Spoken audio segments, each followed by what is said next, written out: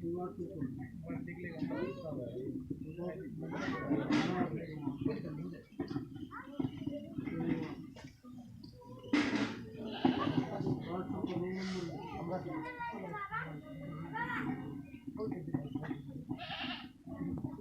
भीम।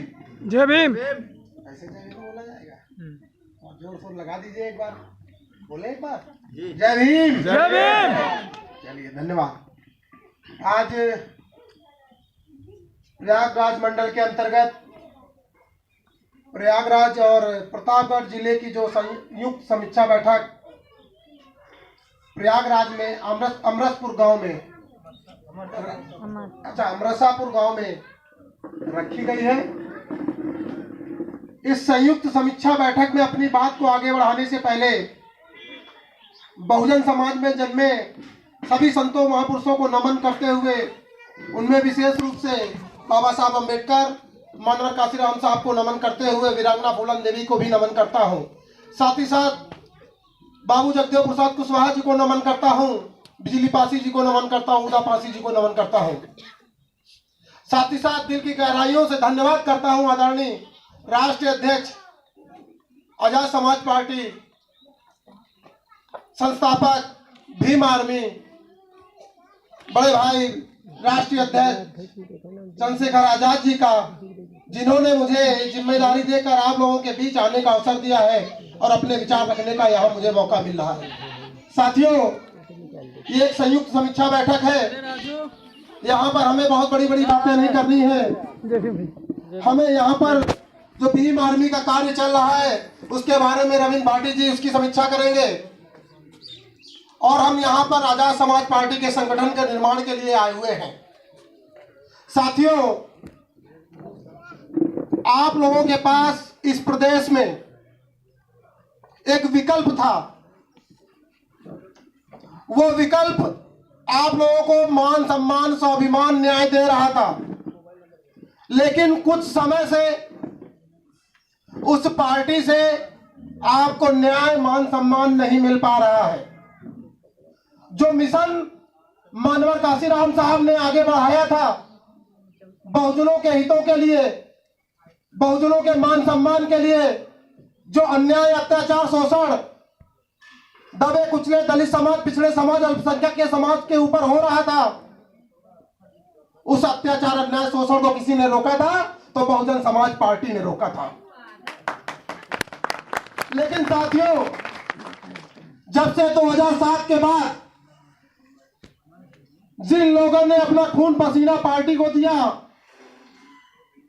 तन मन धन सब कुछ दिया, दलित समाज, पिछड़े समाज, मुस्लिम समाज के लोगों ने, लेकिन हमारे बहुजन समाज पार्टी के कार्यकर्ताओं को उसके एवज में कुछ नहीं मिला, सिर्फ और सिर्फ तिरस्कार मिला है। उनका मान सम्मान नहीं हुआ है।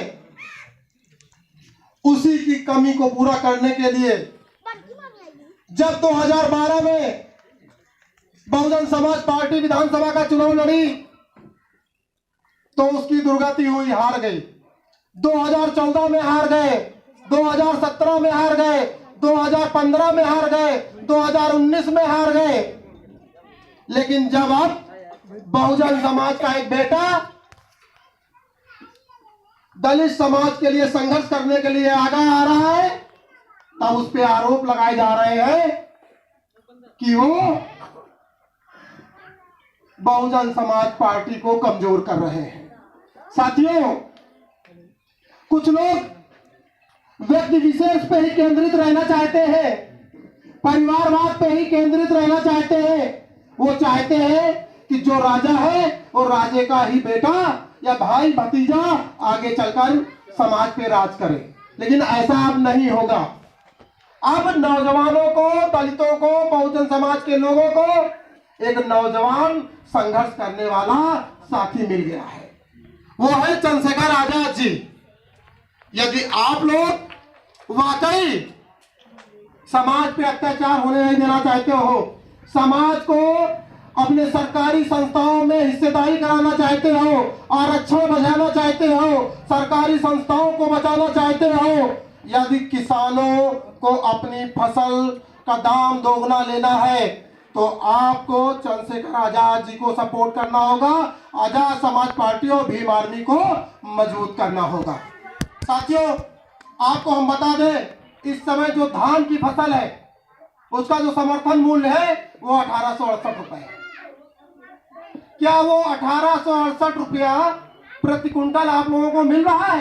पीछे बैठे बड़े बुजुर्ग बताएं। मैं समझता हूं कि वो समर्थन मूल्य आप लोगों को नहीं मिल रहा है। 1000, 1100, 1200 रुपए से ज्यादा आप लोगों को धान का मूल्य नहीं मिल रहा है, लेकिन सरकार ने तो 1868 दे रखा है। ये बीज की दलाली कौन लोग खा रहे हैं?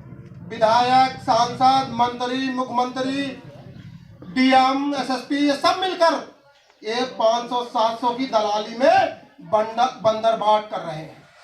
मेरा कहने का तात्पर्य है कि बहुत सारी बातें हैं जो कहने को है, लेकिन यहाँ पर वो बातें अभी नहीं कही जा सकती हैं, इसलिए क्योंकि एक समीक्षा बैठक है। आगे जब हम लोग आएंगे तो अपनी बात को पूर्ण रूप से रखेंगे। साथियों, आप लोगों को विश्वास करना होगा भीम आर्मी और आजाद समाज पार्टी पे। भीम आर्मी का एक भी विधायक नहीं, एक भी प्रधान नहीं, एक भी जिला पंचायत नहीं, लेकिन इस प्रयागराज मंडल से लेकर, प्रयागराज से लेकर उत्तर प्रदेश के किसी भी कोने में और भारत के किसी भी कोने में अगर किसी भी भाई बहन माता के साथ अन्याय, शोषण, अत्याचार होता है तो भीम आर्मी चीफ आदरणीय चंद्रशेखर आजाद जी और भीम आर्मी का एक एक कार्यकर्ता उनके मान, सम्मान और स्वाभिमान के लिए लड़ने और संघर्ष करने का काम करता है। जिंदाबाद जिंदाबाद जिंदाबाद जिंदाबाद जिंदाबाद जिंदाबाद जिंदाबाद जिंदाबाद जिंदाबाद। इसका सबसे बड़ा एग्जाम्पल हाथरस कांड आप लोगों ने सुना। एक बहन के साथ, मनीषा जो हमारी बहन थी, उसके साथ बलात्कार जैसे जघन्य अपराध हुआ। उसको न्याय दिलाने कौन गया? बहुजन समाज पार्टी के लोग गए, समाजवादी पार्टी के लोग गए, लेकिन हमारा मुखिया वहां गया। उन्हें जान से मारने की धमकी भी मिली।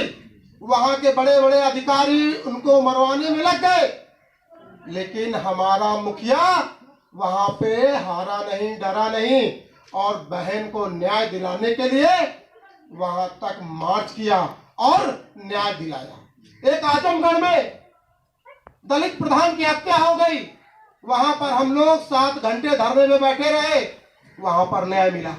ऐसे ही उत्तर प्रदेश के साथ साथ पूरे भारत में आदरणीय चंद्रशेखर आजाद जी घूम घूम कर बहुजन समाज के लोगों को, अल्पसंख्यक समाज के लोगों को न्याय दिलाने का काम कर रहे हैं, जबकि न हमारा प्रधान है, न हमारा विधायक है, न हमारा मुख्यमंत्री है, न हमारा प्रधानमंत्री है। सोचिए, जिस दिन हम सदन में होंगे तो किस प्रकार से आपके अधिकार और आपके न्याय सुरक्षित करने का काम करेंगे। ज्यादा बातें न करते हुए एक छोटी सी शायरी के माध्यम से अपने नौजवान भीम आर्मी, आजाद समाज पार्टी और जो बड़े बुजुर्ग बैठे हैं उनको कहना चाहूंगा। संघर्षों के साए में घनघोर जवानी पलती है, संघर्षों के साए में घनघोर जवानी पलती है, जिस ओर जवानी चलती है उस ओर जमाना चलता है। मेरा कहने का तात्पर्य है साथियों कि आप लोग नौजवान हैं। ये देश 65% नौजवानों का देश है। आप लोग चाहे तो हवाओं के रुख को भी बदल सकते हो। ये तो योगी आदित्यनाथ जो सिंहासन पे बैठा है, जो घंटा बजा सकता है, लेकिन आप लोगों का भला नहीं कर सकता है, उसको 2 मिनट में उतार के फेंक देने का काम करना होगा हमारे नौजवान साथियों को। जय भीम, जय भारत, जय संविधान। धन्यवाद, धन्यवाद आजाद समाज पार्टी और भीम आर्मी के कार्यकर्ताओं का, धन्यवाद बड़े बुजुर्गों का, धन्यवाद।